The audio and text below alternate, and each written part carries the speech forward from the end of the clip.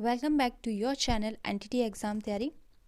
I hope आप सभी स्वस्थ होंगे और आज हम इस वीडियो में डिस्कस करेंगे 25 इंपॉर्टेंट क्वेश्चन। तो चलिए शुरू करते हैं। हमारा पहला क्वेश्चन है, किंडरगार्टन शब्द का क्या अर्थ है? तो आंसर है बच्चों का स्कूल या बच्चों का बाग जो है किंडरगार्टन शब्द का अर्थ है। क्वेश्चन नंबर 2 है, शिक्षण में खेल विधि पद्धति आधारित होती है। तो आंसर है विकास के मनोवैज्ञानिक सिद्धांत पर जो है शिक्षण में खेल विधि पद्धति आधारित होती है। क्वेश्चन नंबर 3 है, पाठ योजना का कौन सा केंद्र बिंदु होता है? तो विद्यार्थी यानी स्टूडेंट जो है पाठ योजना का केंद्र बिंदु होते हैं। क्वेश्चन नंबर 4 है, शिक्षक क्लास में प्रश्न क्यों पूछता है? तो आंसर है विद्यार्थियों का ध्यान आकर्षित करने के लिए शिक्षक जो है क्लास में प्रश्न पूछता है ताकि बच्चे अटेंटिव रहे। क्वेश्चन नंबर 5 है, किसने आलोचना की थी कि कोहलबर्ग सिद्धांत में नैतिक विकास में पारस्परिक संबंधों के महत्व की उपेक्षा की गई है? तो हमारा आंसर हो जाएगा कैरल गिलिगन। कैरल गिलिगन ने जो है कोहलबर्ग के नैतिक सिद्धांत की आलोचना की थी। क्वेश्चन नंबर 6 है, बच्चे भाषा अधिग्रहण डिवाइस के साथ पैदा होते हैं। तो ये किसने कहा था? तो ये कहा था नोआम चोम्स्की ने। क्वेश्चन नंबर 7 है, बालक के विकास के सिद्धांत को समझने से ही शिक्षक को मदद मिलती है। तो बालक के जो विकास का सिद्धांत है उसे समझने से शिक्षक को, तो हमारा आंसर है विद्यार्थियों में अलग अलग सीखने के अनुसार प्रभावपूर्ण ढंग से पढ़ाने के लिए मदद मिलती है। क्वेश्चन नंबर 8 है, मानव विकास के क्षेत्रों को विभाजित किया जा सकता है। तो मानव विकास के क्षेत्रों को 5 भागों में विभाजित किया जा सकता है। नंबर 1 पे है शारीरिक विकास, दूसरा है संज्ञानात्मक विकास, तीसरा है संवेगात्मक विकास, चौथा है सामाजिक विकास और पांचवा है नैतिक विकास।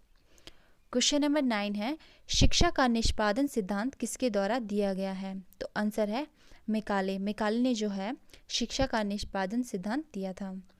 क्वेश्चन नंबर 10 है, अधिगम का क्या अर्थ होता है? तो अधिगम का अर्थ होता है सीखना।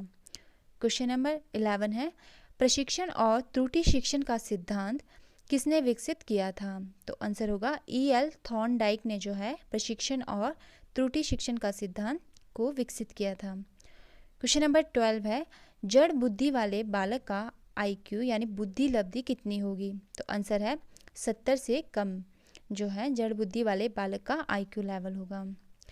क्वेश्चन नंबर 13 है, अतिरिक्त शक्ति के सिद्धांत का संबंध है। तो आंसर है खेल से। क्वेश्चन नंबर 14, मैकडूगल के अनुसार मूल प्रवृत्ति जिज्ञासा का संबंध कौन से संवेग से है? तो आंसर है आश्चर्य से। क्वेश्चन नंबर 15 है, डिसलेक्सिया के लक्षण में है। तो आंसर है मूल पाठ को समझना जो है डिसलेक्सिया के लक्षण में है। डिसलेक्सिया एक बीमारी होती है जिसमें विद्यार्थी जो है मूल पाठ को नहीं समझ पाता। क्वेश्चन नंबर 16 है, कोहलबर्ग के सिद्धांत के अनुसार नैतिक तार्किकता का किस पर निर्भर करती है? तो आंसर है विकास के चरण पर जो है नैतिक तार्किकता निर्भर करती है। क्वेश्चन नंबर 17, सीखने का कौन सा सिद्धांत पूर्णतः स्पष्ट व्यवहार पर निर्भर करता है? तो आंसर है सीखने का जो व्यवहारवादी सिद्धांत है वो पूर्णतः जो है व्यवहार पर निर्भर करता है। क्वेश्चन नंबर 18 है, ऑपरेशन ब्लैक बोर्ड का क्या उद्देश्य था?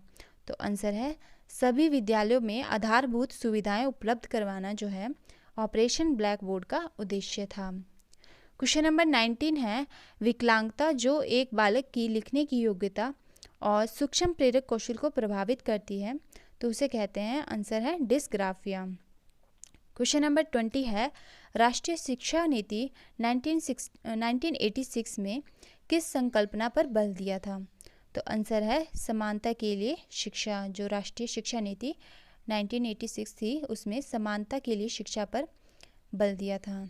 क्वेश्चन नंबर 21 है, प्रयोग द्वारा सीखने के सिद्धांत को दिया गया है। तो जो कार्ल्स रोजर है उन्होंने प्रयोग द्वारा सीखने के सिद्धांत को दिया था। क्वेश्चन नंबर 22 है, राष्ट्रीय वयस्क शिक्षा कार्यक्रम की शुरुआत हुई थी।